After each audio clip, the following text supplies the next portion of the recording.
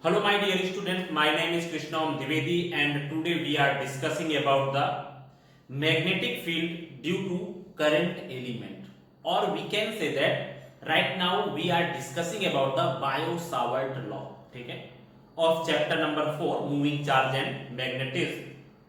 हम लोग यहाँ पर डिस्कस कर रहे हैं फिजिक्स के 12th फिजिक्स के chapter number 4 magnetism and moving charge के बारे में। और इसमें आज हमें डिस्कस करना है what will be the magnetic field due to the current element, और we can say that we are discussing about Biot Savart law. ठीक है, अब ये आखिर क्या होता है, मैंने आपको स्टार्टिंग में ही बताया था कि ऑर्स्टेड ने जो एक्सपेरिमेंट किया था उस एक्सपेरिमेंट के थ्रू हम लोग ये पता कर सकते थे कि when any current is flowing on that wire then magnetic field will produce around that wire. वो ऑर्स्टेड के एक्सपेरिमेंट के थ्रू पता चल जाता था। ठीक है, अब हमें ये पता करना है कि if any current is flowing inside any wire in any wire then how much magnetic field will be produced by that wire in any point. ठीक है, जैसे आप लोग क्या करते थे, इलेक्ट्रिक फील्ड में दो चार्ज रखे होते थे, आप पता कर लेते थे कि उन दोनों चार्ज की वजह से कितना फोर्स प्रोड्यूस हुआ, या हम लोग ऐसा कहते थे कि भाई एक चार्ज हमारे पास रखा हुआ है, उस चार्ज की वजह से कितनी इलेक्ट्रिक फील्ड प्रोड्यूस हुई वो हम लोग आसानी से पता कर लेते थे। ठीक है, by using E is equal to F upon q. But Oersted के एक्सपेरिमेंट के वजह से हमें ये पता चला कि भाई कोई current carrying wire magnetic field produce करता है, पर हमें पता क्या करना था, यहां पर हमें पता करना है कि what will be the value of the magnetic field which is produced by any current carrying conductor। Okay, तो चलिए देखते हैं यहाँ पर हमारा जो टॉपिक है आज का वो है बायो-सावर्ट लॉ, और वी कैन से दैट यहाँ पर magnetic field due to a current carrying conductor. ठीक है, हमारा टॉपिक है यहाँ पे मैग्नेटिक फील्ड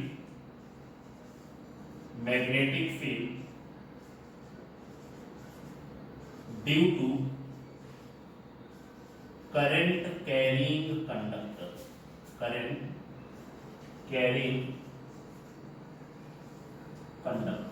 ओके,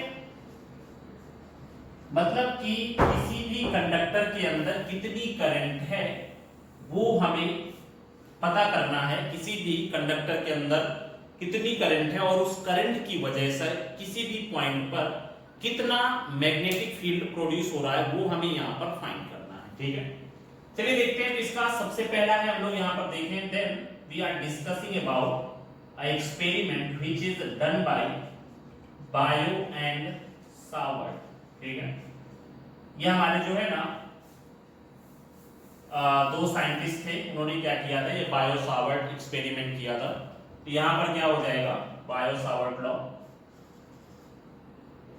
ठीक है, या बायो-सावर्ट एक्सपेरिमेंट भी हम लोग यहाँ पर कह सकते हैं। ठीक है, तो इसमें से अगर हम लोग देखें तो बायो-सावर्ट लॉ में हम लोग क्या कर रहे हैं, मैंने वही बताया कि भाई अगर कोई करंट कैरिंग कंडक्टर है then what will be the value of the magnetic field at any point due to that conductor. ठीक है, तो सबसे पहले इसको डिफाइन कर लेते हैं कि हम लोग बायो-सावर्ट लॉ के थ्रू क्या पढ़ने वाले हैं या इसमें क्या किया जाता है वो हम लोग देख लेते हैं। तो यहां पर मैंने बताया कि इन दिस लॉ और वी कैन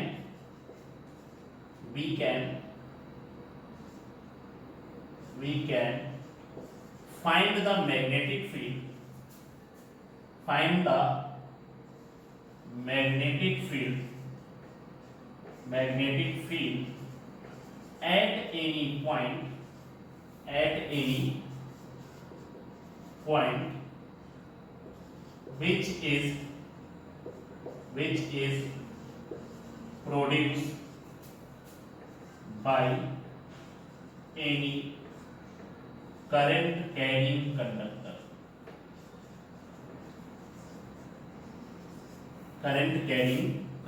ठीक है, देखिए भाई होता क्या है, यहां पर हम इस एक एक करके डिस्कस करते हैं। Suppose we have a conductor, मान लो हम लोग यहां पर कंसीडर कर लेते हैं कि हमारे पास क्या है, यहाँ पर कोई एक कंडक्टर है, we can say that we have a conductor like this, ठीक है।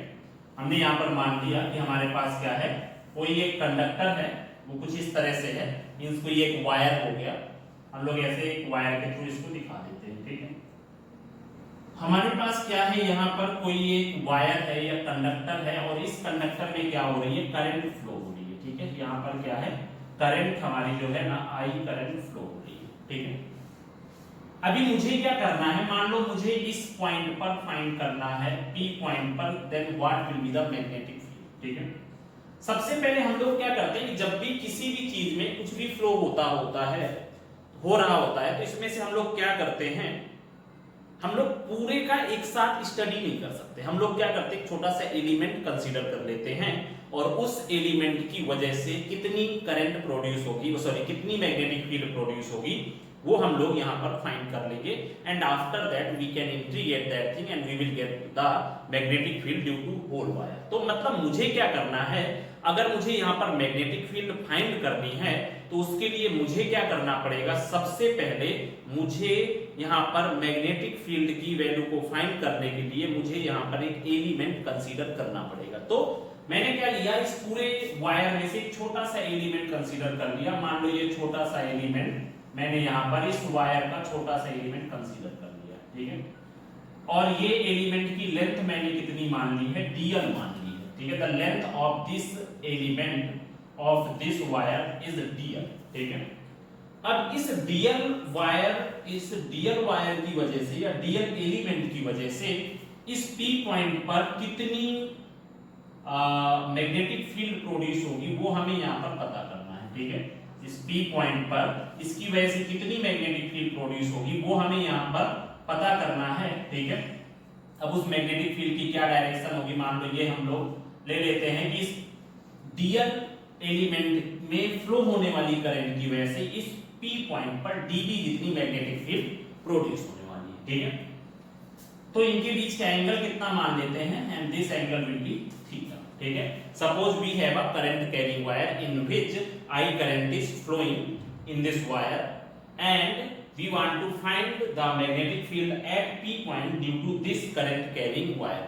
Now we can consider a small element of this wire, that is dl, and a current is flowing on that element is I dl. भाई मैं normally कह सकता हूँ कि किसी unit length वाले वायर में करंट I जितनी फ्लो हो रही है, तो dl लेंथ वाले जितने वायर में कितनी करंट फ्लो होगी, that is equal to I dl current flow होगी। तो मतलब मैं ऐसा कह सकता हूं कि इसमें कितनी करंट फ्लो हो रही है, दैट इज आई dl, ठीक है। तो यहां पर हम लोग ले लेते हैं सपोज यहां पर हम लोग ऐसा कह सकते हैं, we have a current carrying conductor,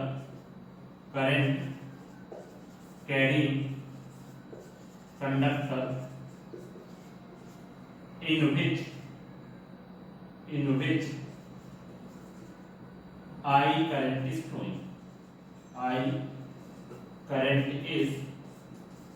flowing, ठीक है। अब यहां पर हमने ले लिया, now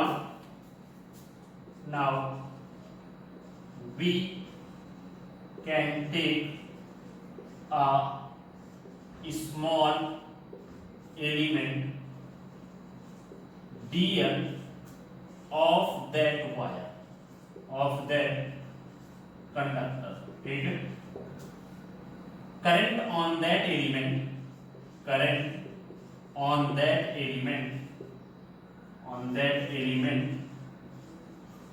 is dl, ठीक है। कितनी हो जाएगी यहाँ पे, current on that element is I dl, ठीक है। ये हमारे पास क्या होगी, इसमें करंट होगी। Now magnetic field dB, now magnetic field dB at point P, ठीक है।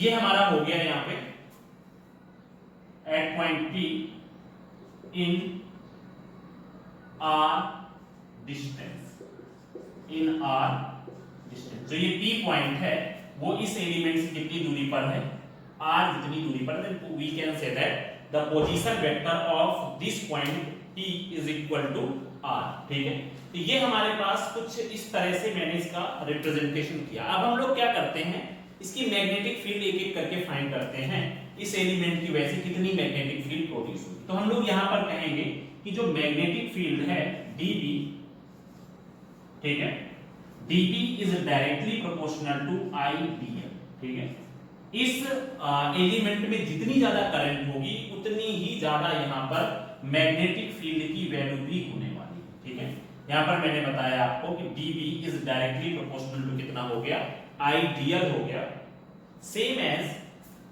dB is directly proportional to sin theta. ठीक है, यहां पर कितना हो गया, dB is directly proportional to sin theta.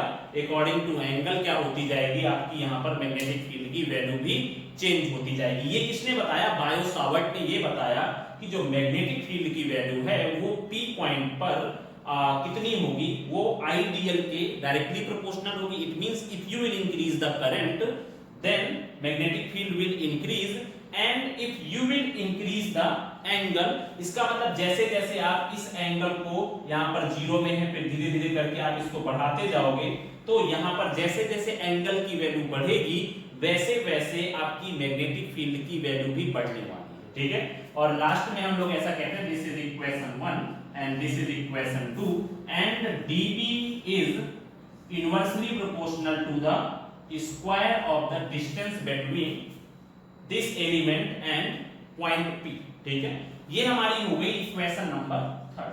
ठीक है, अभी हम लोग क्या करें यहाँ पे, अब हम लोग ये मतलब ये बायो सावर्ट ने ऐसा बताया कि if you will increase the current then the magnetic field will be increase, and if you will change the angle and if you are moving from 0 to 90 or 180 then the magnetic field will increase, okay, and after that if you will increase the distance, normal सी बात है कि जितनी आप दूर जाते जाओगे magnetic field उतनी ही कमजोर होती जाएगी। ठीक है, वो उतनी ज्यादा वीक होती जानी है। यहाँ पर ये तीनों कंडीशंस किसने दी, according to the experiment of Biot Savart. ठीक है, ये तीन कंडीशन दी।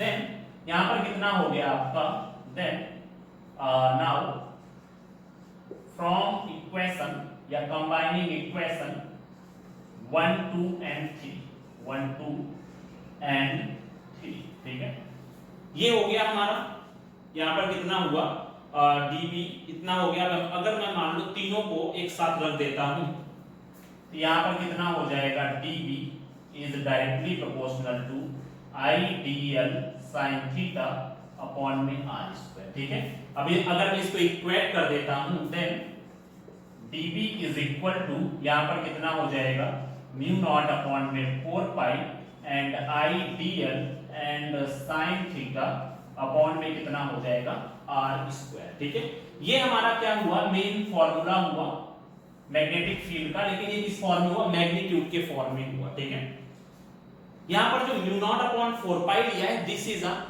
कांस्टेंट। ठीक है, यहाँ पर क्या हो जाएगा, जो म्यू नॉट अपॉन 4 पाई है वो कितना है, ये हमारा क्या है, कांस्टेंट है, जिसमें से म्यू नॉट को हम लोग क्या बोलते हैं, दिस इज नोन एज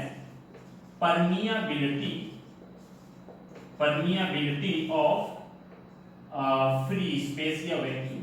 ठीक है, फ्री स्पेस या वैक्यूम। ठीक है, तो यहाँ पर जो म्यू नॉट की वैल्यू होती है, the value of the mu naught is equal to 4 pi into 10 to the power minus में 7, और ये कितना होता है, वेबर मीटर -1 एंड एम्पियर -1। ठीक है, ये हमारी किसकी वैल्यू हो गई, ये हमारी वैल्यू हो गई म्यू नॉट की वैल्यू। ठीक है, जो कि हमारी क्या है, परमियाबिलिटी। नॉर्मल सी बात है, आप लोगों ने देखा होगा कि when light is flowing in any medium then we are taking a constant and that constant is known as a क्या बोलते थे उसको हम लोग, रिफ्रैक्टिव इंडेक्स। ठीक है, that is known as refractive index. मतलब यहाँ पर सिंपल सी बात है कि यहाँ पर हम लोग जब किसी एक मीडियम से दूसरे मीडियम में जाते हैं, चाहे वहां पर लाइट का फ्लो हो, चाहे वहां पर इलेक्ट्रिसिटी का फ्लो हो, चाहे वहां पर मैग्नेटिक फील्ड का फ्लो हो, तो वहां पर किसी ना किसी चीज को हम लोग लेते हैं मीडियम को रिप्रेजेंट करने के लिए। जैसे कि हम लोग लाइट जब एक मीडियम से दूसरे मीडियम में जाती थी, वहां पर मीडियम को रिप्रेजेंट करने के लिए हम लोग रिफ्रैक्टिव इंडेक्स लेते थे। सेम फॉर इलेक्ट्रिसिटी, जब इलेक्ट्रिसिटी किसी एक मीडियम से दूसरे मीडियम में जाती थी तो वहां पर मीडियम को रिप्रेजेंट करने के लिए हम लोग परमिटिविटी लेते थे, और मैग्नेटिज्म में हम लोग मीडियम को रिप्रेजेंट करने के लिए यहां पर एक सिंबल ले रहे हैं, दैट इज परमियाबिलिटी। ठीक है, तो ये हमारा हो गया बायो-सावर्ट लॉ। बट अभी हमने सिर्फ यहाँ पर क्या फाइंड किया है, सिर्फ हमने मैग्नीट्यूड फाइंड किया है। अब अगर मैं इसी को वेक्टर फॉर्म में रिप्रेजेंट करना चाहूं तो कैसे कर सकते हैं, यहाँ पर इतना लिख लीजिए, फिर इसके बाद आगे देखते हैं। ठीक है, ओके, तो इसके बाद आगे क्या हो जाएगा। नाउ अभी हमने यहाँ पर जो भी देखा है वो किस फॉर्म में था, वो था हमारा मैग्नीट्यूड के फॉर्म में। ठीक है, and now if you want to find the magnetic field in form of vector, because you know that magnetic field is a vector quantity। यहाँ पर जो magnetic field है वो क्या होती है, हमारी एक वेक्टर क्वांटिटी होती है। तो देखो भाई कैसे फाइंड करेंगे, यहाँ पर हो जाएगा मैग्नेटिक फील्ड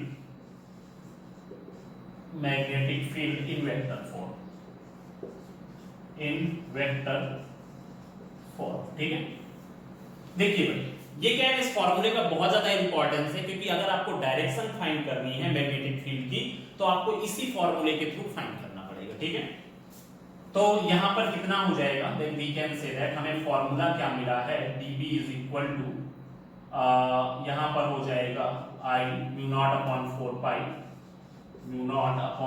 पाई, और यहां पर कितना हो जाएगा I dl sin theta upon में r स्क्वायर। और अगर आपको क्या करना है, यहाँ पर वेक्टर फॉर्म में रिप्रेजेंट करना है, then we can take r unit vector. ठीक है, वो क्या करेगा, आपकी डायरेक्शन ऑफ मैग्नेटिक फील्ड को रिप्रेजेंट करेगा। Now dB is equal to mu naught upon में 4 पाई, और यहां पर I dl sin theta upon r square, और यूनिट वेक्टर की जगह पे क्या हो जाएगा, वेक्टर अपॉन में मैग्नीट्यूड। ठीक है, ये हो गया।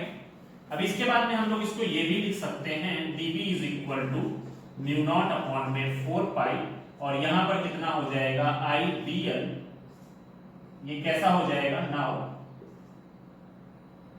ठीक है, तो जब यहां पर कैसा हो जाएगा, ये आएगा, क्योंकि ये तो भाई पहले इस फॉर्म में रहेगा। यहां पर अगर हम लोग देखें तो क्या हो गया, यहाँ पे I dl और r, और यहां पर हो गया sin थीटा। तो हम लोग इसको ऐसे भी तो लिख सकते हैं, I dl और क्रॉस में r अपॉन में कितना हो जाएगा r3, क्योंकि अगर आप इसको ओपन करोगे तो क्या हो जाएगा भाई, अगर आप इसको ओपन करो तो यहाँ पर कितना हो जाएगा, dB is equal to mu naught upon में 4 pi and I dl r, and here will be sin theta, a cross b is equal to कितना होता है, ab sin थीटा। यहाँ पर I dl r sin theta upon r cube, और r cube में से एक r कट गया, then the value of dB is equal to mu naught upon 4 pi, और यहाँ पर कितना हो जाएगा I dl sin theta by r square, वही मैग्नीट्यूड हमें मिल जाएगा। तो ये हमारा क्या हो जाता है, ये हमारा एक मेन फॉर्मूला है। इस फॉर्मूले का कैलकुलेशन में यूज नहीं होगा, पर इसका डायरेक्शन फाइंड करने के लिए यूज हम लोग करते हैं। जैसे कि कैसे डायरेक्शन फाइंड करने के लिए हम लोग यूज करते हैं, जैसे मैं कहूं यहाँ पर कि we have like this, we can say that कि मान लेते हैं करंट हमारी इस डायरेक्शन में फ्लो हो रही है, I dl यहाँ पर फ्लो हो रही है। ठीक है, और मुझे यहाँ पर क्या करना है, मुझे मान लो इसमें से मैग्नेटिक फील्ड किसी भी डायरेक्शन में फाइंड करनी है। ठीक है, मान लेते हैं कि यहाँ पर पोजीशन वेक्टर r के और I dl और r के बीच का एंगल कितना है, मान लेता हूँ ये पोजीशन वेक्टर इसमें है। ठीक है, इट मींस यहाँ पर मैं कह सकता हूँ ये हमारा I हो गया और ये हमारा क्या हो गया, J हो गया। तो आपको पता है यहाँ पर कितना है I dl, ये I डायरेक्शन में है, और r किस में है, इसमें से r है हमारा J डायरेक्शन में। तो हमारी जो मैग्नेटिक फील्ड होगी वो किस डायरेक्शन में होगी, देन I क्रॉस J कितना होता है, K होता है।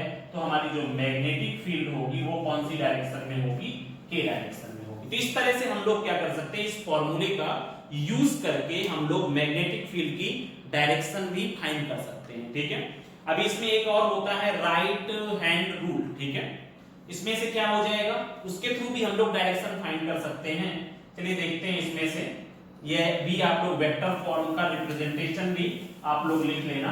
अभी देखो राइट हैंड रूल क्या होता है, करंट को रिप्रेजेंट करने का हमारा जो राइट हैंड रूल होता है वो कैसा होता है, सिंपली हम लोग ऐसा कह सकते हैं, अगर मैं किसी भी वायर को राइट हैंड के थ्रू कुछ इस तरह से पकड़ूं, ठीक है, वी कैन मतलब यहां पर हम लोग क्या करें, कुछ इस तरह से किसी भी करंट कैरिंग कंडक्टर को पकड़े, ठीक है। अगर आप करंट कैरिंग कंडक्टर को ऐसे पकड़ते हो तो यहां पर it means we can say that the direction of flowing of current is represented by this thumb, मतलब कि करंट कहां से बह रही है, नीचे से ऊपर की तरफ बह रही है, मतलब ये जो थंब है वो किसको रिप्रेजेंट कर रहा है, डायरेक्शन ऑफ करंट को रिप्रेजेंट कर रहा है, ठीक है। और इसके बाद इसका मतलब हम लोग ऐसा कह सकते हैं कि जो ये डायरेक्शन ऑफ फिंगर है ना, that finger will represent the direction of magnetic field, ठीक है। यहां पर क्या होगा, यहां पर जो ये फिंगर होंगी वो फिंगर क्या करेंगी, डायरेक्शन ऑफ मैग्नेटिक फील्ड को रिप्रेजेंट करेंगी, ठीक है। जैसे कि मैं अगर इसके बारे में बात करूं कि भाई इसमें मैग्नेटिक फील्ड की डायरेक्शन क्या होगी, ठीक है, इसमें मैग्नेटिक फील्ड की डायरेक्शन क्या होगी, तो आप लोग सिंपली यहां पर कह सकते हो भाई मैंने क्या किया, इस वायर को मान लो we can say that this is a wire, ठीक है, मैंने इसको ऐसे ले लिया इस वायर को, ठीक है, ये हमारी क्या है, एक वायर है, तो मैंने इस वायर को कुछ ऐसे पकड़ लिया। तो अगर आप यहां पर देखो कि भाई करंट नीचे से ऊपर होते हुए जा रही है, इसका मतलब इसमें भी करंट ऐसे ही जा रही है, तो मेरी फिंगर कहां की तरफ जा रही है, अगर आप ध्यान से देखो तो मेरी फिंगर कहां की तरफ जा रही है, अंदर की तरफ फोल्ड हो रही है। It means the direction of magnetic field is inwards from the plane, ठीक है। और ये इनवर्ड वाली डायरेक्शन को हम लोग कैसे रिप्रेजेंट करते हैं, इनवर्ड वाली डायरेक्शन को हम लोग क्रॉस से रिप्रेजेंट करते हैं, एंड आउटवर्ड वाली डायरेक्शन को हम लोग कैसे रिप्रेजेंट करते हैं, बाय यूजिंग डॉट रिप्रेजेंट करते हैं, ठीक है। इसका मतलब अगर मैं कहूं कि this is a point P and this is a point Q, तो मैं कह सकता हूं कि इस करंट फ्लोइंग वायर की वजह से P पॉइंट पर इनवर्ड डायरेक्शन में मैग्नेटिक फील्ड होगी और पॉइंट Q पर आउटवर्ड डायरेक्शन में मैग्नेटिक फील्ड होगी, क्योंकि यहां पर हम लोग ऐसा कह सकते हैं ये फिंगर ऐसे आएंगे और ऐसे फोल्ड होकर के यहां पर आएंगे, ठीक है। तो इस डायरेक्शन में ये इनवर्ड डायरेक्शन, ये क्या रिप्रेजेंट करता है, इनवर्ड, ठीक है, direction of magnetic field, direction of magnetic field, ठीक है। ये जो क्रॉस साइन होता है इनवर्ड डायरेक्शन रिप्रेजेंट करता है, और ये जो डॉट साइन होता है ये किसको रिप्रेजेंट करता है, outward direction of magnetic field को रिप्रेजेंट करता है, ठीक है।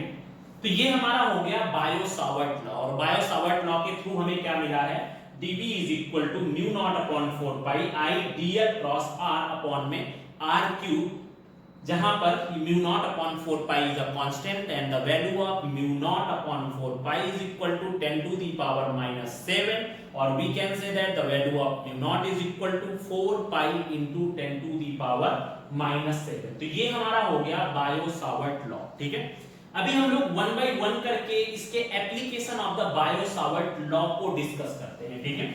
अभी देखिए यहाँ पर application of the Biot Savart law पे क्या हो जाएगा, अगर हम लोग यहाँ पर देखें application of Biot Savart law, तो इसमें से हम लोग मतलब ये कहना चाहते हैं कि बायो सावर्ट लॉ का यूज करके हम लोग क्या क्या कर सकते हैं।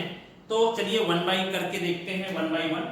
देन यहाँ पर हो जाएगा application of Biot Savart law, ठीक है। एप्लीकेशन ऑफ बायो सावर्ट, इसमें जो पहला एप्लीकेशन है वो क्या है, यहां पर हम लोग ऐसा कह सकते हैं magnetic field, magnetic field eight on the axis of a circular loop, ठीक है। हमें यहां पर क्या करना है कि अगर मान लो मेरे पास कोई एक सर्कुलर लूप है, उस सर्कुलर लूप की वजह से उस सर्कुलर लूप के एक्सिस पर मुझे मैग्नेटिक फील्ड फाइंड करनी है, ठीक है। चलिए देखते हैं यहां पर कैसे मैग्नेटिक फील्ड फाइंड करेंगे। मान लेता हूं मैं यहां पे suppose we have a suppose we have a magnetic loop, suppose we have a circular loop, ठीक है, और इस सर्कुलर लूप का सेंटर पॉइंट में सपोज कर लेता हूं O, ठीक है। बहुत ही इंपॉर्टेंट टॉपिक है, समझ लो कि ये बायो-सावर्ट लॉ और उसके एप्लीकेशन प्रिपेयर हो गए तो इससे हमारे बहुत सारे न्यूमेरिकल सॉल्व हो जाएंगे और ये बहुत ही इंपॉर्टेंट टॉपिक है। ये समझ लो कि पूरा का पूरा चैप्टर इससे क्लियर हो जाएगा, ठीक है। तो ये हो गया हमारा। अब इसमें मैं कह सकता हूं कि भाई करंट इसमें फ्लो हो रही है, आई करंट जितनी यहाँ पर फ्लो हो रही है इस सर्कुलर लूप में से, ठीक है। अभी मुझे क्या करना है, इसमें से ये फाइंड करना है कि what will be the magnetic field eight point P in the axis of that circular loop, ठीक है। मान लेते हैं कि यहां से कुछ करंट फ्लो हो रही है, we can take some element in the surface of that circular loop, ठीक है। मैंने यहां पर क्या किया, इस सर्कुलर लूप में मैंने कुछ एलिमेंट कंसीडर कर लिए, by that element will be dl length.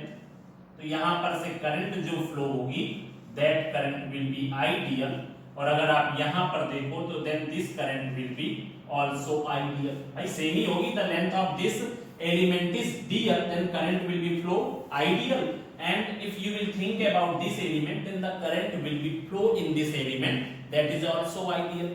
But यहां पर होगा क्या, direction of the current is different at both point. We can say that this is a A point and this is a B point, ठीक है। यहां पर क्या होगा, डायरेक्शन ऑफ द करंट क्या है, दोनों में डिफरेंट होगी। और अगर डायरेक्शन ऑफ करंट डिफरेंट होगी, नॉर्मल सी बात है, क्यों डिफरेंट है कि भाई अगर आप यहां पर देखो तो यहां पर करंट ऐसे जा रही है और यहां पर करंट बहते हुए, ये डायरेक्शन हो गई करंट की, ठीक है। अभी इसके बाद हम लोग ले लेते हैं, now we can say that the radius of that circular path is capital R, ठीक है, ये मान लेते हैं। और जहां पर हमें फाइंड करना है उस पॉइंट की डिस्टेंस को हम लोग x मान लेते हैं, ठीक है। Now we can say that what will be the magnetic field due to this element ideal at point P, and now what will be the magnetic field due to this element at this point P, ठीक है। मान लेते हैं हम लोग इसको ले लेते हैं, दिस इज पॉइंट P, ठीक है। मैंने यहाँ पर बताया कि हमारे पास एक सर्कुलर लूप है जिसकी रेडियस r है, उसमें मैंने दो एलिमेंट कंसीडर किए, उसमें से फ्लो होने वाली करंट आइडियल हो गई, इसकी रेडियस r हो गई, और इसका एक्सिस मैंने OP ड्रॉ कर दिया, and the distance of that OP from the centre point of that circle is x, ठीक है।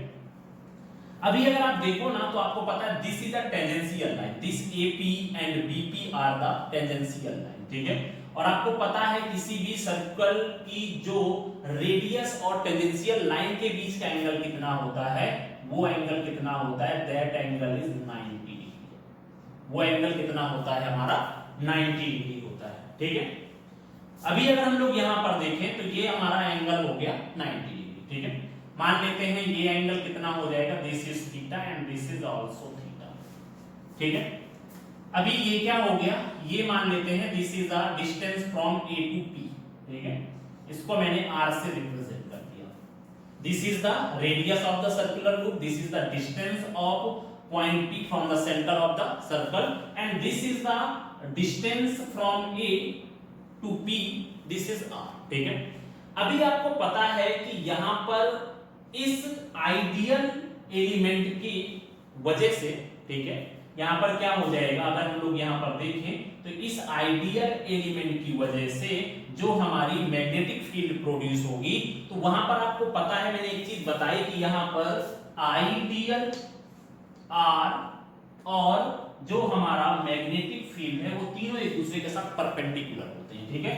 इसका मतलब मैं ऐसा कह सकता हूं कि यहां पर जो आपका इनके बीच का भी एंगल होगा, दिस इज आल्सो कितना होगा, यहां पर ये हमारा हो जाएगा 90 डिग्री, ठीक है। ये हमारा क्या होगा, दोनों के बीच का एंगल कितना हो जाएगा, यहाँ पे 90 डिग्री होगा। सॉरी, वो 90 नहीं होगा क्योंकि ये तो 90, तो ये क्या हो जाएगा 90 माइनस थीटा, तो ये हमारा पूरा का पूरा क्या होगा 90 डिग्री होगा, ठीक है। क्योंकि आपको पता है यहाँ पर मैंने क्यों यहाँ पर 90 लिया, क्योंकि ये आइडियल और R के बीच का एंगल हमेशा कितना होता है, 90 डिग्री होता है according to the Biot Savart law, ठीक है। अभी जो है ना इसका मतलब r के साथ जो db होगी ना वो भी 90 डिग्री का ही एंगल बनाएगी। तो मैं यहां पर ऐसा करता हूं ना, मैं यहां पर एक x एक्सिस ड्रॉ कर देता हूं और मैं यहां पर एक y एक्सिस ड्रॉ कर देता हूं। This is y axis and this is x axis, ठीक है। अभी अगर मैं देखूं तो यहां पर जो मैग्नेटिक फील्ड है this is db and this is produced due to this ideal, ठीक है। यहां पर इस B पॉइंट के आइडियल एलिमेंट की वजह से P पॉइंट पर जो मैग्नेटिक फील्ड प्रोड्यूस हुई है दैट इज dB, और इसके बाद में अगर हम लोग देखें तो इस आइडियल की वजह से जो मैग्नेटिक फील्ड प्रोड्यूस हुई है this is also dB, but the direction of both magnetic field will be different, ठीक है। और यहां पर भी एंगल कितना होगा, दिस एंगल इज 90, ठीक है। ये हमारा दो पूरा एंगल कितना है 90 डिग्री है। तो जब ये एंगल हमारा कितना हो जाएगा 90 डिग्री हो जाएगा, तो इसमें ध्यान से देखो भाई, एंगल समझने की बहुत ज्यादा जरूरत है। तो आप ध्यान से देखो, इसमें से आपको पता है यहाँ पर कि OPY जो एंगल है वो भी हमारा 90 डिग्री है, और हमारा जो एंगल है कि AP और DB एंगल भी कितना है 90 डिग्री है। मान लो कुछ और ले लेते हैं, this is N point and this is M point, ठीक है। तो यहाँ पर APN एंगल भी कितना है 90 डिग्री, ठीक है। ये हमारा पूरा एंगल 90 डिग्री है और ये भी पूरा एंगल 90 डिग्री है।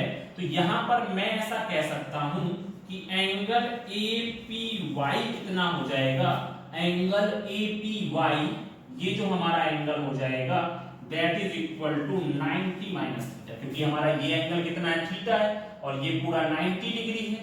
जब ये 90 होगा तो ये हमारा 90 माइनस थीटा हो जाएगा, और अगर ये 90 माइनस थीटा होगा तो ये एंगल हमारा कितना हो जाएगा, हमारा एंगल YP और N कितना हो जाएगा, this one will be theta. तो हमारा ये एंगल भी थीटा हो गया और ये एंगल भी हमारा थीटा हो गया, ठीक है। ये मैंने समझने के पर्पस से बताया है, तो थोड़ा एक बार ध्यान से देख लेना तो आपको समझ में आ जाएगा कि हमने ये एंगल थीटा कैसे कंसीडर किए हैं, ठीक है। तो ये हमारा हो गया थीटा, ठीक है। यहाँ पर dB आया, यहाँ पर भी dB। Now we can find the component of that dB, ठीक है। यहाँ पर कितना हो जाएगा भाई dB, this is sin theta, इसकी वजह से then this is also dB sin theta. मैंने बताया था जिसके साथ एंगल बनाता है वो cos, जिसके साथ नहीं बनाता है वो sin, ठीक है। यहाँ पर कितना हो जाएगा भाई, this is dB cos theta and this is dB cos theta. चलिए अब आते हैं डेरिवेशन में, ठीक है। ये हमारा पूरा फिगर कंप्लीट हो गया है, ठीक है। यहाँ पर मैंने जो भी बोला है वही आपको थ्योरेटिकल टर्म में ले लेना है। डायरेक्टली मैं डेरिवेशन में आता हूँ, वो मैंने आपको बता दिया है। Suppose we have a coil that is containing some current I and that current is flowing on that circular loop. The radius of that circular loop is R, and we are finding the magnetic field at point which is at the distance from the which is at x distance from the center of that circular loop. We can take the distance of point P at from point A, that is equal to R, ठीक है। We can consider two element, one is ideal, another is also ideal. Due to that element we will get magnetic field at point P, dB and dB, ठीक है। But this dB will be perpendicular to R because we know that according to Biot-Savart law, ideal R and dB are perpendicular to each other, ठीक है। तो ये हमारा कुछ ऐसा हो गया। After that we are getting the component of that magnetic field that are dB sin theta and dB cos theta. These are vertical and horizontal component of the magnetic field. चलिए देखते हैं, ओके। अभी हम लोग आते हैं now according to Biot-Savart law, from Biot-Savart law, ठीक है। Savart law, magnetic field at point P due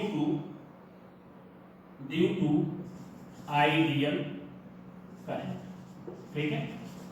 हम लोग क्या करते हैं यहाँ पर आइडियल करंट की वजह से इस P पॉइंट पर मैग्नेटिक फील्ड फाइंड कर लेते हैं, और वो मैग्नेटिक फील्ड कितनी होगी, that is equal to dB is equal to कितना हो जाएगा यहाँ पर आइडियल और क्रॉस में R आइडियल क्रॉस में आर, और अपॉन में कितना हो जाएगा यहाँ पे म्यू नॉट अपॉन में 4 पाई, और यहाँ पे आइडियल क्रॉस आर की जगह पे डायरेक्टली मैं आर रख देता हूं भाई, आइडियल आर एंड साइन, और आइडियल और आर के बीच का एंगल कितना है 90 डिग्री, देन साइन 90 हो जाएगा, और अपॉन में कितना हो गया आर क्यूब हो गया। ठीक है, अभी हम लोग देखते हैं यहां पर now magnetic field.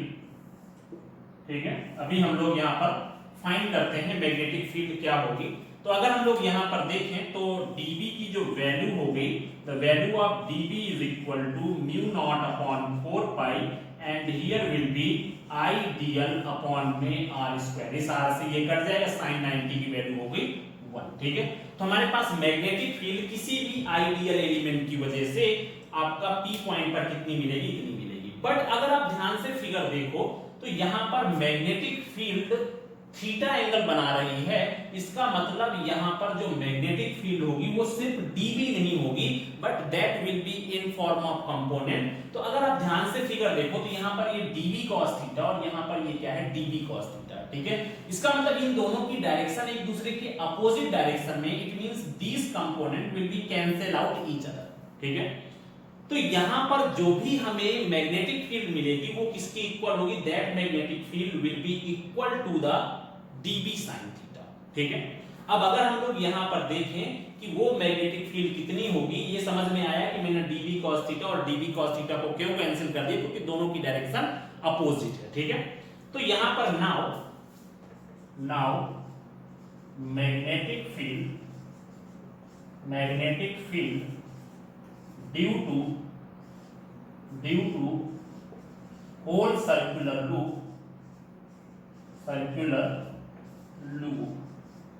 That is equal to B is equal to कितना हो जाएगा यहां पर dB sin थीटा। ठीक है, मैंने ये इंटीग्रेशन क्यों लिया है, क्योंकि यहां पर आपने जो मैग्नेटिक फील्ड फाइंड की है वो किसकी वजह से फाइंड की है, वो मैग्नेटिक फील्ड आपने एक स्मॉल एलिमेंट dl की वजह से फाइंड की है। ठीक है, और ये जो मैं मैग्नेटिक फील्ड फाइंड कर रहा हूं this is due to whole circular loop. ठीक है, तो इसमें से B इज इक्वल टू कितना आ गया dB sin थीटा आ गया। ठीक है, अभी यहां पर क्वेश्चन ये राइज होता है, बहुत सारे लोग क्वेश्चन ये करते हैं कि सर आपने यहां पर तो 2 dB sin थीटा दिए, एक dB sin थीटा ये दिया, एक dB sin थीटा ये दिया है। देखिए सिंपल सा कॉन्सेप्ट है इसमें कि जब भी हम लोग इंटीग्रेशन कर लेते हैं तो किसी एक एलिमेंट की वजह से मैग्नेटिक फील्ड फाइंड कर लो। ठीक है, और उसके बाद उसका इंटीग्रेशन कर लो तो उसमें दूसरा भी आ जाएगा, तीसरा एलिमेंट भी आ जाएगा, चौथा भी आ जाएगा, n नंबर ऑफ एलिमेंट आ जाएंगे। ठीक है, तो ये जो है ना, मैंने ये 2 एलिमेंट क्यों लिए थे उसका रीजन सिर्फ ये था क्योंकि मुझे ये पता करना था कि if current is flowing in opposite direction then which type of magnetic field will be produced by that opposite direction of current element and that are dB cos theta and dB cos theta। क्योंकि अगर हम लोग ऐसा नहीं करते तो ये हमारी मैग्नेटिक फील्ड यहीं पर खत्म हो जाती, we will not get any component। ठीक है, जब मैंने इन दोनों की वजह से कंपोनेंट फाइंड किए तो मुझे यहाँ पर हॉरिजॉन्टल और वर्टिकल कंपोनेंट दोनों मिले, जिसमें से वर्टिकल कंपोनेंट की डायरेक्शन डिफरेंट होने की वजह से उन दोनों ने एक दूसरे को कैंसिल आउट कर दिया। ठीक है, एंड आफ्टर दैट हम लोगों को जो मैग्नेटिक फील्ड मिला वो दो कंपोनेंट की वजह से जरूर मिला है, but we will consider only one component. After that if you will integrate that component then you will get the magnetic field due to whole loop. ठीक है, उसमें दूसरा तीसरा चौथा दिखाने की कोई जरूरत ही नहीं है, आप डायरेक्टली किसी एक एलिमेंट को कंसीडर कर लो, उसका इंटीग्रेशन कर दो, then you will get the magnetic field due to whole loop. ठीक है, तो ये हो गया हमारा B इज इक्वल टू यहाँ पर dB sin थीटा आ गया। ठीक है, after that you can put the value of dB in this equation. ठीक है, put the value of dB, put the value of d। ठीक है भाई, हमने यहाँ पे dB की वैल्यू पुट कर दी तो यहाँ पर कितना हो गया, B is equal to dB की वैल्यू कितनी है म्यू नॉट अपॉन में 4 पाई, और यहाँ पर है आइडियल अपॉन में r स्क्वायर इनटू में कितना है sin थीटा। ठीक है, अगर आप यहाँ पर ध्यान से देखो तो हमारा जो है ना यहाँ पर क्या वैल्यू हो रहा है, यहाँ पर जो वैल्यू हो रहा है वो sin थीटा वैल्यू नहीं हो रहा है। ठीक है, यहाँ पर जो वैल्यू हो रहा है that is vary the length of their circular loop, यहाँ पर dl will be work as a variable, ठीक है। इसमें से बाकी के जो कांस्टेंट कंपोनेंट है हम लोग उसको बाहर निकाल देते हैं। यहाँ पर कितना हो जाएगा म्यू नॉट अपॉन में 4 पाई और यहाँ पर ये i and this is sin theta upon में कितना हो जाएगा r स्क्वायर और अंदर कितना बचा सिर्फ dl, ठीक है। अगर आप यहां ध्यान से देखो तो भाई this is the circular loop and what will be the total length of that circular loop, तो आपको पता है यहां पर total length of that circular loop, length of circular loop कितनी हो जाएगी भाई, दैट इज इक्वल टू, आपको पता है that is equal to dl is equal to 2 pi r, ठीक है। ये dl एक स्मॉल एलिमेंट की लेंथ को रिप्रेजेंट कर रहा है and integration of dl is representing the whole length of that circular loop, ठीक है। तो यहां पर ये dl की जगह पे कितना आ गया 2 pi capital r because the radius of that circular loop is 2 pi r, okay. अभी हमें क्या करना है, यहां पर अगर हम देखें तो जो b की वैल्यू थी वो कितनी हो गई mu naught i sin theta in upon में 4 पाई r स्क्वायर इनटू में कितना हो जाएगा 2 पाई r, ठीक है। इतना आ चुका है हमारे पास भाई, ठीक है। Mu naught i sin theta upon में 4 पाई r स्क्वायर इनटू में 2 पाई r। अभी हमें क्या करना है, now what will be the value of r and what will be the value of sin theta, ठीक है। एक एक करके फाइंड करते हैं भाई। अगर r की वैल्यू आप फाइंड करना है then directly you can use the Pythagoras theorem, then we can say that the value of r is equal to r square plus x square, ठीक है। now what will be the value of sin theta, तो अलग अलग करके दोनों की value find कर लेते हैं, ठीक है। then यहां पर हो जाएगा from triangle OPA या APO, ये हो जाएगा।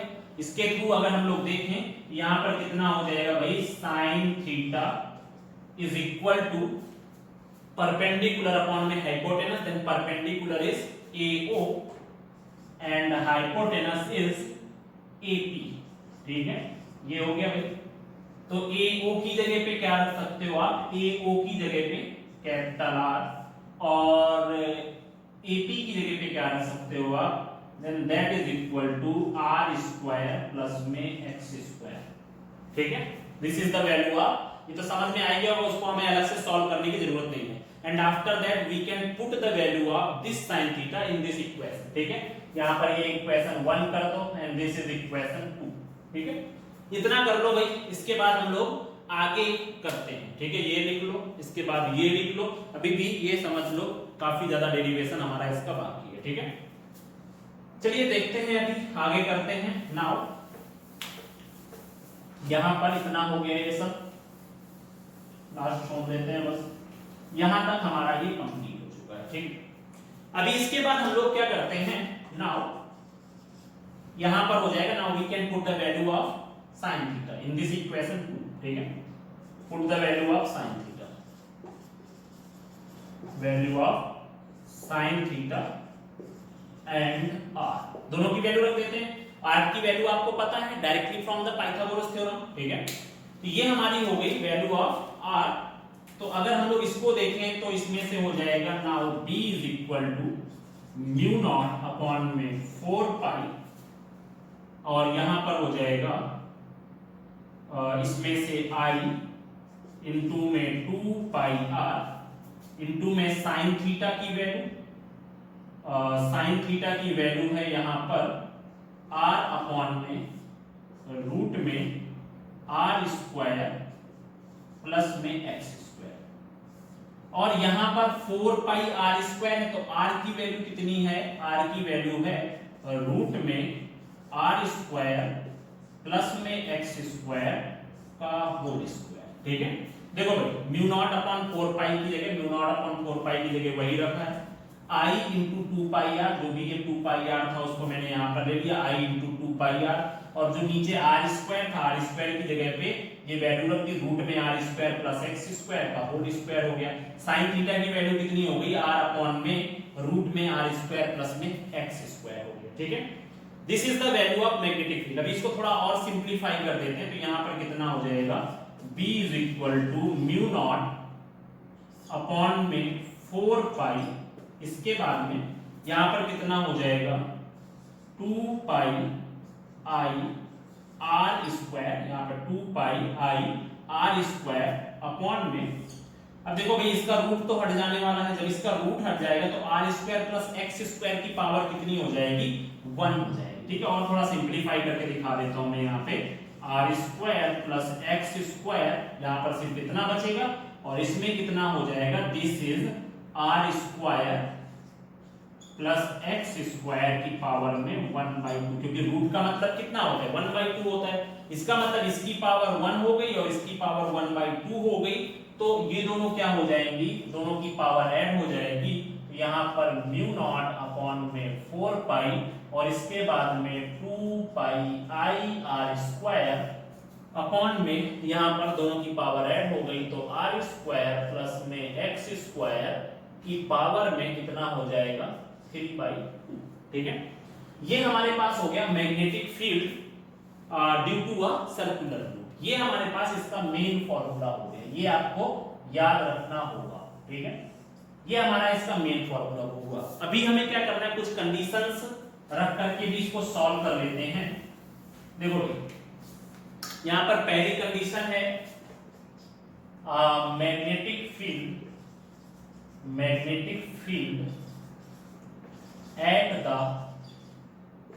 Centre of circular loop. ठीक है, सर्कुलर लूप के सेंटर पॉइंट पर कितनी मैग्नेटिक फील्ड होगी वो हमें यहां पर फाइंड करना है। तो कैसे फाइंड करोगे भाई, चलिए देखते हैं इसमें।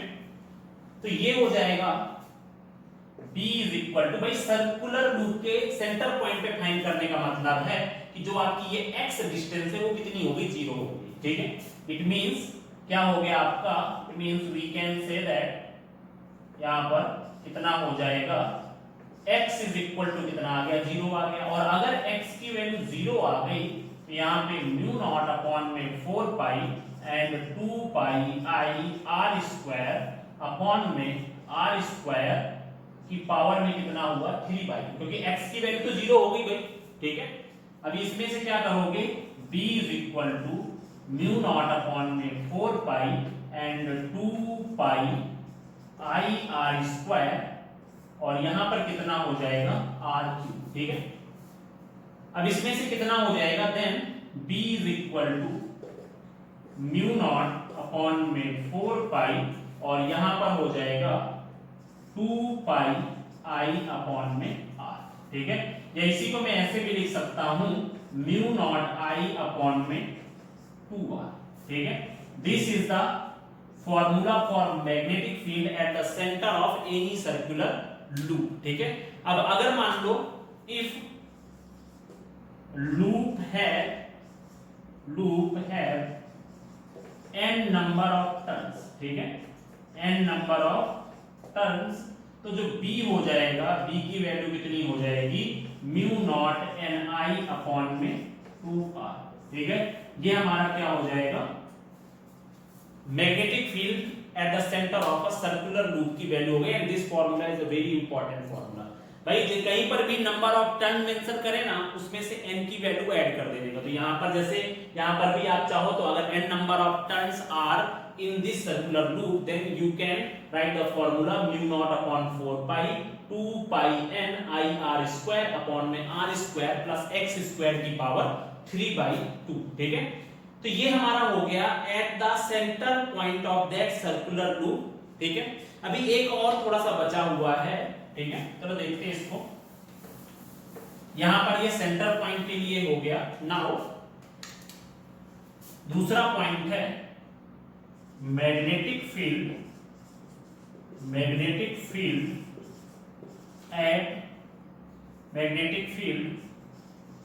Far away from the centre point of loop. ठीक है, मतलब ये कब की कंडीशन है, पहले मैंने at the centre point find किया मैग्नेटिक फील्ड को, अब अगर ये क्या हो, आपका जो है ना इसके सेंटर पॉइंट से बहुत ज्यादा डिस्टेंस पे हो, मतलब कि लगभग इनफाइनाइट डिस्टेंस के आसपास बहुत लंबी डिस्टेंस हो, ठीक है, इसका मतलब क्या हो जाएगा कि जो x की वैल्यू है that is greater than that of r, ठीक है। यहां पर क्या होगा, r के कंपैरिजन में, सॉरी यहां पर जो है ना r के कंपैरिजन में radius of that circular loop the value of x is more, ठीक है। और जब x की वैल्यू बहुत ज्यादा हो जाएगी तो इसका मतलब मैं r की वैल्यू को इग्नोर कर सकता हूं, तो फिर से वही वैल्यू उसी इक्वेशन में रख देंगे, मेन इक्वेशन वही है, ठीक है। अगर वो आपको याद रहती है तो आप उसमें जो भी कंडीशन रखना चाहो रख सकते हो, ठीक है। तो b इज इक्वल टू यहां पर म्यू नॉट अपॉन में 4 पाई, और इसमें कितना हो जाएगा 2 पाई i r स्क्वायर अपॉन में इसमें कितना हो जाएगा, r की वैल्यू 0 हो गई तो यहां पर x स्क्वायर इनटू में कितना हुआ 3/2, ठीक है। अभी अगर मैं इसको देखूं तो इसको अगर मैं सॉल्व करूं तो b इज इक्वल टू यहां पर हो जाएगा म्यू नॉट, और इसमें से अगर मैं देखूं तो 2 से 2 कट जाएगा 4, यहां पे नीचे क्या बचेगा 2 बचेगा, और यहां पर पाई आर स्क्वायर की जगह पे मैं क्या कर सकता हूं, पाई आर स्क्वायर, इसमें मैं कह सकता हूं कि area of that circular loop is equal to pi r square, तो मैं इस पाई आर स्क्वायर की जगह पे एरिया रख सकता हूं, देन म्यू नॉट और अपॉन में 4 पाई, और इस 2 की जगह पे मैंने 2 रखा, पाई आर स्क्वायर की जगह पे a रखा, देन 2ia अपॉन में x cube. This is the formula for the magnetic field far away from the center point of the circular loop. तो ये हमारा हो गया मैग्नेटिक फील्ड का फॉर्मूला सेंटर पॉइंट के लिए and at a long distance from the centre point of the circular loop के लिए। तो ये हमारा हुआ पहला application of the Biot Savart law, and this is a very important, ठीक है। बायो-सावर्ट लॉ के बाद आपका ये एप्लीकेशन बहुत इंपॉर्टेंट है। अभी मैं एक एप्लीकेशन और भी कराने वाला हूं, पर वो आपके सिलेबस में नहीं पूछा गया है, ठीक है, पर आप लोग थोड़ा सा उसको देख लेना, ठीक है, कि समझ लेना उसको कैसे करना है वो, ठीक है। चलिए देखते हैं, इसको डिस्कस करते हैं। ये हमारा हो गया फर्स्ट एप्लीकेशन। सेकंड एप्लीकेशन देखते हैं, यहाँ पे इसको लिख लेना पूरा का पूरा, ठीक है। Now next application of the Biot Savart law, ठीक है। अभी हमने सर्कुलर लूप की वजह से मैग्नेटिक फील्ड फाइंड किया है, अभी हम लोग फाइंड करते हैं magnetic field due to a straight wire, ठीक है। Second application magnetic field due to a long straight wire, ठीक है। देखिए भाई, यहां पर अभी हमने लूप की वजह से मैग्नेटिक फील्ड फाइंड किया है, अभी हमें किसी एक नॉर्मल डिस्टेंस के वायर की वजह से कितनी मैग्नेटिक फील्ड प्रोड्यूस होगी उसके लिए हमें फॉर्मूला फाइंड करना है। सिंपल सा कॉन्सेप्ट है, देखो यहां पे we can take a wire, एक वायर ले लिया जिसकी कुछ भी अपनी लेंथ कंसीडर कर ली मैंने, ठीक है। मुझे इस वायर की वजह से मान लेता हूं कि मैं यहां पर इस P पॉइंट पर मुझे मैग्नेटिक फील्ड फाइंड करनी है, ठीक है। अभी अगर मैं यहां पर देखूं और इसमें करंट कितनी फ्लो हो रही है, I करंट इसमें फ्लो हो रही है, ठीक है। करंट कितनी फ्लो हो रही है, I जितनी करंट इसमें फ्लो हो रही है इस वायर में, ठीक है। अभी मैं क्या करता हूं, मान लेता हूं कि ये जो P पॉइंट है, P पॉइंट से अगर मैं इसमें एक परपेंडिकुलर लाइन डाल देता हूं इस P पॉइंट से, एंड द ये हमारी जो है ना इस वायर के O पॉइंट पे अपना जो है परपेंडिकुलरली आगे गिरती है, ठीक है। इसकी डिस्टेंस मैं यहाँ पे सपोज कर ले रहा हूँ, this distance will be d, यहाँ पे जो P पॉइंट की डिस्टेंस है इस वायर से वो कितनी है d, ठीक है। अभी मैंने इसको ऐसे रिप्रेजेंट कर दिया।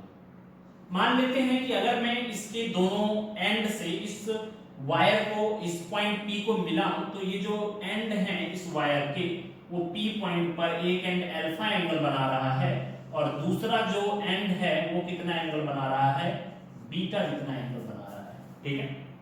अभी मैं क्या करूं, अगर मान लो मैं इस सेंटर पॉइंट O की डिस्टेंस पे कोई एक एलिमेंट कंसीडर कर लूं, ठीक है। भाई हमेशा की कहानी कि इसमें से डायरेक्टली हम लोग पूरे कंपोनेंट की वजह से नहीं फाइंड कर सकते, then we can take a smaller element, ठीक है। तो मैंने यहाँ पर क्या किया, एक एलिमेंट ले लिया, मान लेते हैं कि ये जो O पॉइंट से इसकी डिस्टेंस कितनी है, दैट इज y, ठीक है। इस एलिमेंट की जो डिस्टेंस है वो कितनी है, y है, और इसकी जो लेंथ है वो कितनी है, dy, ठीक है। यहाँ पर हमने क्या किया, इसमें से मैंने बताया, यहाँ पर एक थोड़ा सा बड़ा सा फिगर बना लेते हैं, समझ जाओगे, बाद में उसको रिप्रेजेंट कर देंगे, ठीक है। चलो देखते हैं। मैंने क्या किया, यहाँ पर हमने एक वायर ले लिया, मैंने यहाँ पर कोई एक पॉइंट P शो कर दिया, मान लो यहाँ पे कोई एक पॉइंट P शो कर दिया, ये हो गया, इसके दोनों एंड हैं, that is A and B हो गया। इसके बाद मैंने क्या किया है, यहाँ पर मैंने बताया कि अगर मैं दोनों एंड को इस P पॉइंट के साथ मिलाता हूं तो ये क्या कर रहे हैं, एक अल्फा एंगल बना रहा है, दूसरा हमारा बीटा एंगल बना रहा है, ठीक है। और इसकी जो डिस्टेंस है वो वायर की वो कितनी है, d है, मैंने ऐसा कुछ सपोज किया हुआ है। आफ्टर दैट मैं यहाँ पे क्या करता हूँ, मैं यहाँ पर एक छोटा सा एलिमेंट ले लेता हूँ इस वायर का, ठीक है। मैंने उस एलिमेंट की लेंथ dy मानी है, और इस एलिमेंट की लेंथ इस O पॉइंट से कितनी है, दैट इज y, ठीक है। ये कुछ इतना है, ओके। अब इसमें से करंट कितनी फ्लो हो रही है, दैट इज I। मैं ऐसा मानता हूं कि ये जो है ना, ये जो एलिमेंट है ये आकर के इस P पॉइंट पर थीटा जितना एंगल बनाता है, ठीक है। यहाँ पर ये क्या हो गया, थीटा हो गया, ये क्या हो गया, 90 डिग्री हो गया। तो ये एंगल कितना हो गया, 90 माइनस थीटा हो गया। तो ये एंगल कितना हो जाएगा, this angle will B 90 plus theta, ठीक है। अभी अगर मैं देखूं ना, तो यहां से जो करंट निकल रही होगी, यहां से इस एलिमेंट की थ्रू जो करंट पास हो रही होगी, that current was dy, that current will B dy, ठीक है। अब इस डिस्टेंस को भी कुछ हम लोग सपोज कर लेते हैं, and that distance will be r। ये जो डिस्टेंस मैंने यहां से इस पॉइंट की सपोज की है, दिस इज r, ठीक है। इसका मतलब I dy और r के बीच का एंगल कितना है, दैट इज 90 प्लस थीटा। बहुत ही अच्छा सा टॉपिक है ये। मैंने एक इनफाइनाइट लेंथ का वायर लिया, उस इनफाइनाइट लेंथ के वायर की वजह से जिसमें करंट I फ्लो हो रही है, उसकी वजह से हमें इस P पॉइंट पर मैग्नेटिक फील्ड फाइंड करनी है, ठीक है। मैंने इस P पॉइंट से परपेंडिकुलरली लाइन ड्रॉ की, जो कि इस वायर को O पॉइंट पर कट करती है, and that will be make an angle 90 degree, और OP के बीच की डिस्टेंस कितनी हो जाती है, d हो जाती है, ठीक है। अभी यहां पर मैंने क्या लिया, फिर इसके बाद में मैंने जब इसके दोनों एंड्स को P पॉइंट से मिलाया, इस वायर के दोनों एंड को A और B को P पॉइंट से मिलाया, तो यहां पर हमारे पास जो बना, यहां पर वो एंगल कितने बना रहा है, अल्फा और बीटा जितने एंगल बना रहा है यहाँ पे, ठीक है।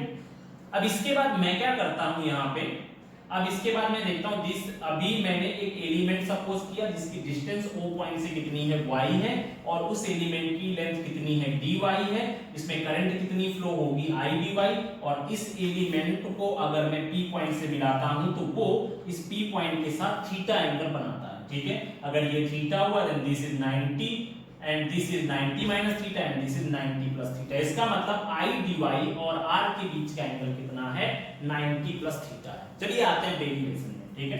अभी हमें इसकी वजह से मैं इसका कोई थ्योरेटिकल पोर्शन एक्सप्लेन नहीं कर रहा हूं, थोड़ा समझने के पर्पस से आपको बता रहा हूं कि अगर ऐसा कोई भी क्वेश्चन आता है तो उसको हम लोग कैसे करेंगे। डायरेक्टली हम लोग बायो-सावर्ट लॉ यूज करते हैं, ठीक है।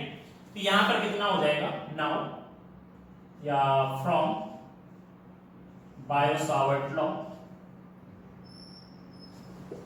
Savart law, magnetic field at point P due to I dy current, ठीक है। मुझे इसकी वजह से मैग्नेटिक फील्ड फाइंड करनी है, एलिमेंट की वजह से मैग्नेटिक फील्ड है, देन दिस इज dB।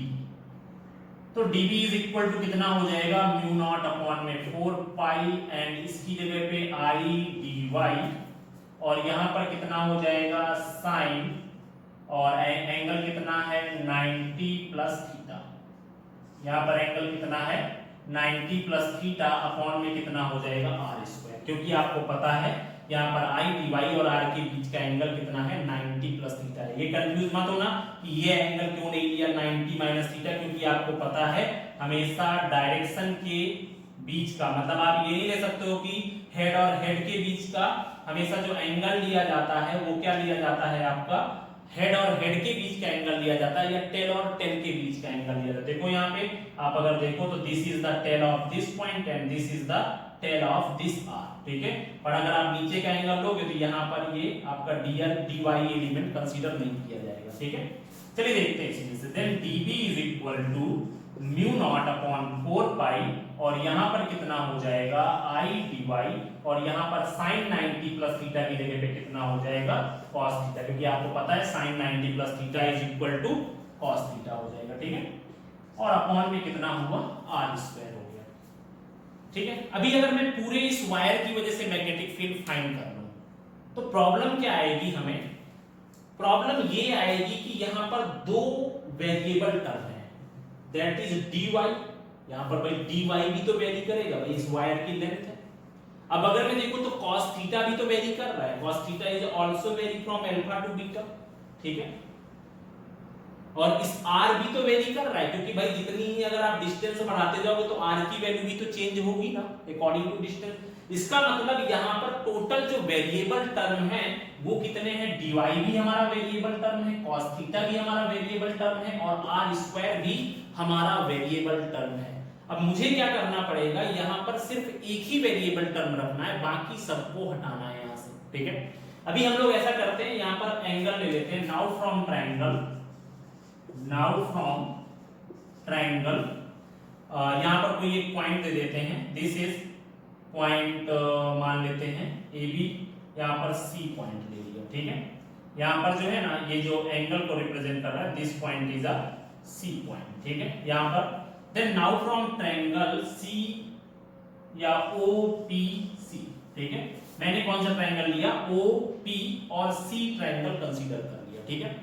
जब मैंने ये ओ पी सी ट्रायंगल यहाँ पर लिया है तो अगर मैं यहाँ पर देखूं तो ये हमारा this is the distance y and this is r, ठीक है।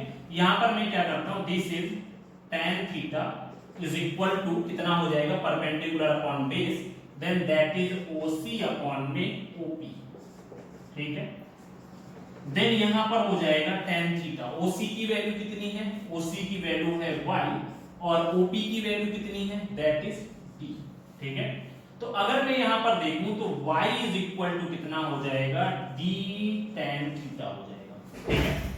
अभी मुझे क्या करना है, मुझे तो भाई y नहीं चाहिए, मुझे क्या चाहिए, dy चाहिए। तो मैं ऐसा करता हूं ना, differentiate with respect to theta, ठीक है। मैं इस इक्वेशन को क्या कर देता हूं, differentiate with respect to theta कर देता हूं। तो इसके बाद में हम लोग क्या करेंगे,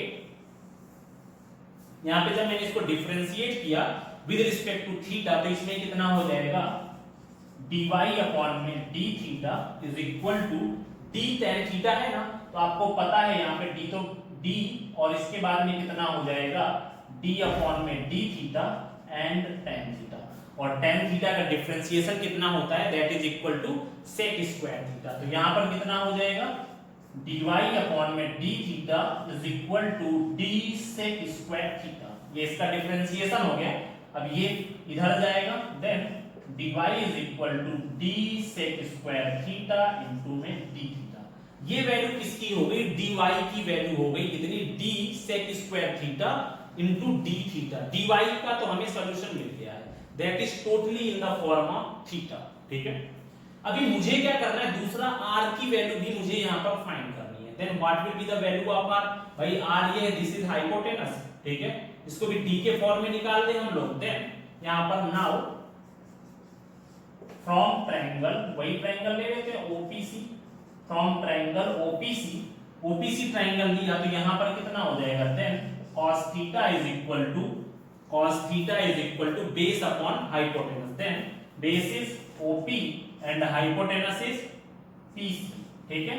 देन यहाँ पर वैल्यू रख दी, cos theta is equal to OP की वैल्यू कितनी है D, PC की वैल्यू कितनी है, दैट इज R, सॉरी यहाँ पर कितना होगा, cos theta is equal to OP की वैल्यू कितनी है, OP की वैल्यू है यहाँ पर D, और PC की वैल्यू कितनी है R, ठीक है, but we want to find the value of r, यहाँ पर हो जाएगा r is equal to d upon cos theta, then the value of r is equal to d sec theta, क्योंकि आपको पता है यहाँ पर कि 1 अपॉन cos थीटा कितना होता है, sec थीटा होता है। ठीक है, तो मुझे dy और r दोनों की वैल्यू यहाँ पर मिल चुकी है। ठीक है, अभी यहाँ पर इन दोनों की वैल्यू को मैं इक्वेशन नंबर 1 पे रख देता हूँ। ठीक है, now put these values, now put the value of r and dy in equation 1।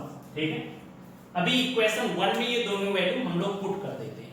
ठीक है, जब आप ये दोनों वैल्यू पुट करोगे यहां पर, तो इसमें कितना हो जाएगा, dB is equal to mu naught upon में 4 पाई, i की जगह पे यहाँ पे i ही रखते हैं, dy की वैल्यू कितनी है, dy की वैल्यू है d sec square theta into में d थीटा, उसके बाद क्या है cos थीटा अपॉन में r की वैल्यू कितनी है, r की वैल्यू d sec थीटा है, r की जगह पे d sec थीटा रख दिया, उसके बाद उसका स्क्वायर कर दिया। ठीक है, तो dB की वैल्यू कितनी आ गई, म्यू नॉट i अपॉन 4 पाई, यहाँ पर dy की जगह पे क्या रख दिया, d sec square theta d theta रख दिया, और cos थीटा की जगह पे cos थीटा रख दिया, और इसके बाद में यहाँ पर r की जगह पे d sec थीटा, तो स्क्वायर है तो उसका स्क्वायर कर दिया। ठीक है, अभी देखो भाई, इसको और आगे सॉल्व करोगे तो यहाँ पर कितना हो जाएगा, dB इज इक्वल टू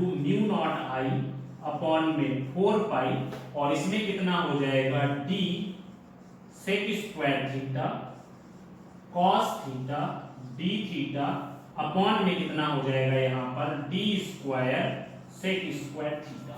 ठीक है, इतना यहाँ पर हमारे पास इतना रिलेशन हमें मिल चुका है। ठीक है, अभी इसके बाद में हमें क्या करना है, यहाँ पर अगर देखें तो sec स्क्वायर थीटा से sec स्क्वायर थीटा कट जाएगा, और d से ये d कट जाएगा। तो अभी हमारे पास जो फॉर्मूला बचेगा, इसको लिख लेना भाई, ये दोनों लिख लो, उसके बाद हम लोग इसको आगे देखते हैं। ठीक है, ये हो गया हमारा। नाउ अब इसको बाद आगे करते हैं इसको, देन देखो भाई आगे क्या होगा।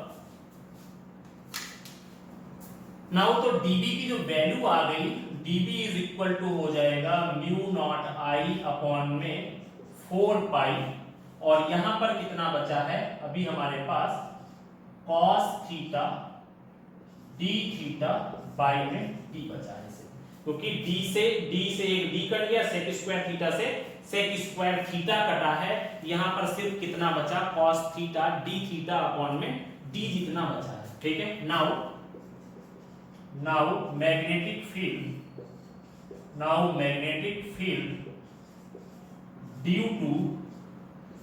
ड्यू टू होल वायर, पूरी वायर की वजह से हमें फाइंड करना है। यहां पर क्या हो जाएगा, B इज इक्वल टू वही integration, B is equal to integration of dB is equal to यहां पर क्या हो जाएगा, म्यू नॉट i अपॉन में 4 pi d is a constant, अंदर क्या बचेगा यहाँ पर cos थीटा, और इनटू में कितना बचेगा d theta. Now what will be the limit कितनी होगी भाई, अल्फा से बीटा, थीटा की लिमिट कितनी है, अल्फा से बीटा तक जा रहा है, पर अल्फा क्या है हमारे एक्सिस की डिफरेंट डायरेक्शन में है, तो यहाँ पर कितना हो जाएगा, this is minus alpha and this is beta, theta की डायरेक्शन में बीटा है, थीटा की अपोजिट डायरेक्शन में क्या है, अल्फा है, then alpha will be negative and beta will be positive. ठीक है, अभी इसका इंटीग्रेशन कर देते हैं, then b is equal to यहाँ पर कितना हो जाएगा, म्यू नॉट i अपॉन में 4 पाई d, और cos थीटा का इंटीग्रेशन कितना होता है, that is equal to sin theta. ठीक है, ये हो गया इंटीग्रेशन, इसके बाद में limit will be minus alpha, तो यहाँ पर कितना हो जाएगा, बीटा हो जाएगा। ठीक है, चलिए देखते हैं, इसको पूरा सॉल्व कर लेते हैं। पूरा का पूरा ये समझ लो कि जिसकी मैथ सही है उसके लिए काफी अच्छा रहेगा मैथमेटिकली ये पूरा derivation. Then b is equal to यहाँ पर हो जाएगा म्यू नॉट i अपॉन में 4 पाई d, और इसमें कितना हो जाएगा, now you can put the limit, then sin beta minus में sin एंड माइनस अल्फा, इतना हो जाएगा। अभी आपको पता है यहाँ पर कि sin minus alpha is equal to कितना होता है, माइनस sin अल्फा होता है। ठीक है, ये हो जाएगा। इसके बाद आपको वैल्यू पुट कर देंगे, then B is equal to कितना हुआ, B is equal to mu naught I upon में 4 pi d and this one is sine beta plus में कितना हो जाएगा साइन अल्फा। ठीक है, ये माइनस माइनस क्या हो गया, प्लस हो गया, then we can write here d is equal to mu naught I upon में 4 pi d and this one is sine alpha plus में साइन बीटा। ठीक है, ये हमारा हो गया magnetic field due to a long straight wire. ठीक है, ये इनफाइनाइट वायर के लिए नहीं है, सिर्फ एक मतलब कि जिसकी फिक्स लेंथ हो उस वायर के लिए मैग्नेटिक फील्ड का फॉर्मूला कितना हो जाएगा, B is equal to mu naught I upon में 4 pi d sine alpha plus में साइन बीटा। यहाँ पर I क्या है, करंट है जो कि वायर के थ्रू बह रही है, वायर में फ्लो हो रही है। D is the distance of that point from the wire. ये अल्फा और बीटा क्या है, अल्फा और जो बीटा है that are the angle which is made by the end of that wire with that point where we are discussing the magnetic field by using this wire। तो ये हुआ आज का हमारा topic magnet Biot Savart law और उसके application. देखो उसमें से जो